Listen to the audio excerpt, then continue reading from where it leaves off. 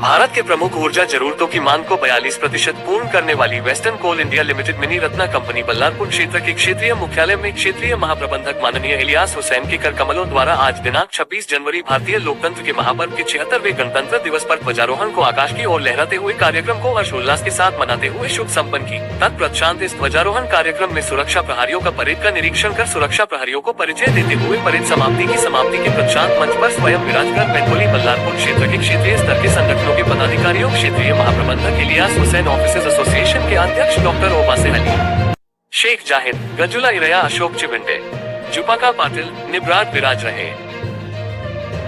इनके विराज के बाद वेस्टर्न कोलफील्ड्स लिमिटेड नागपुर के अध्यक्ष सह प्रबंध निदेशक माननीय श्री जयप्रकाश द्विवेदी का गणतंत्र दिवस पर शुभ संदेश सुविचार को बल्लारपुर क्षेत्र के क्षेत्रीय कार्मिक प्रबंधक माननीय रामानुजम ने उपस्थित सभी को पढ़कर सुनाए।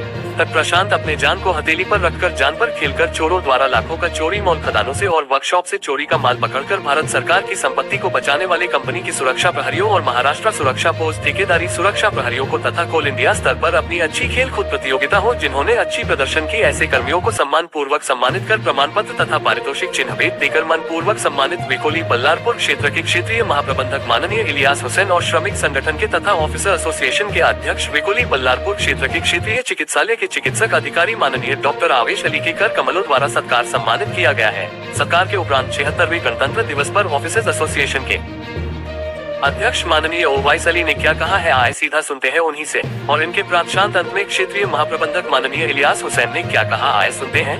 मंच संचालन शैलेश माटे ने बहुखूबी से विस्तार किया कि लाइन टाइम्स महाराष्ट्र के चंद्रपुर जिले से शांति कुमार गिरमिल्ला ब्यूरो चीफ की रिपोर्ट। उसमें वेस्टेज बहुत होता है, पानी का एप्रोप्रिएट अगर सप्लाई हो तो पानी की कमी नहीं होगी।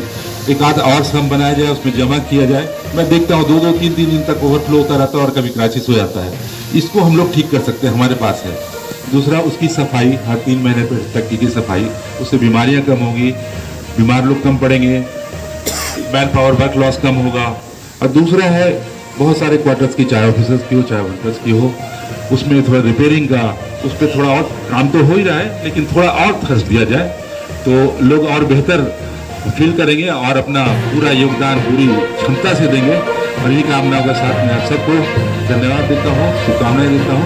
धन्यवाद।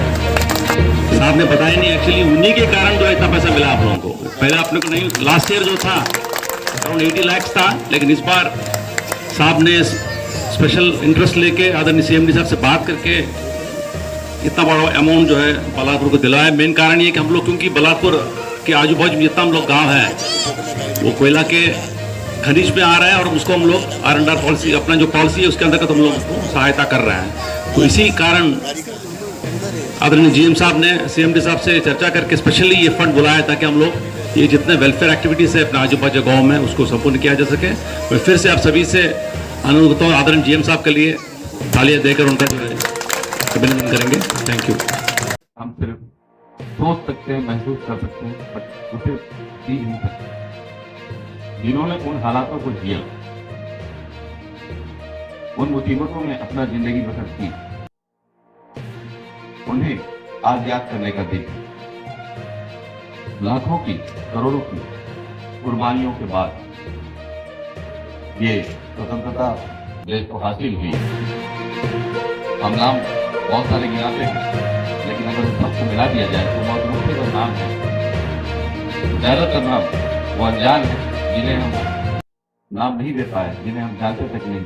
सबके योगदान से, सबके परिश्रम, सबके मुसीबतों से और सबकी जो है साथ से ये स्वतंत्रता इस देश को प्राप्त हुई। आज हम चूंकि इस आजाद भारत में पैदा हुए हैं, हमें उन चीजों को याद करना होगा, उन मुसीबतों को याद करना होगा और उन बातों को याद करना होगा जिस वजह से ये मुसीबतें आई, भारत हमारा स्वतंत्र हुआ।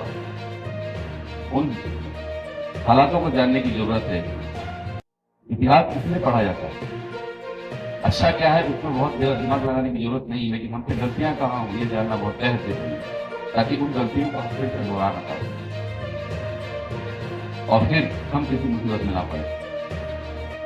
आज के उन सभी स्वतंत्रता वीरों को प्रणाम करते हुए मैं आपको फिर एक बार गणतंत्र दिवस की शुभकामना देता हूँ। आज ही के दिन 1950 को यूं ही हमारे साथ जुड़े रहिए, हमारे चैनल को लाइक, सब्सक्राइब और बेल आइकन को प्रेस कीजिए और हमारे चैनल से जुड़े रहिए।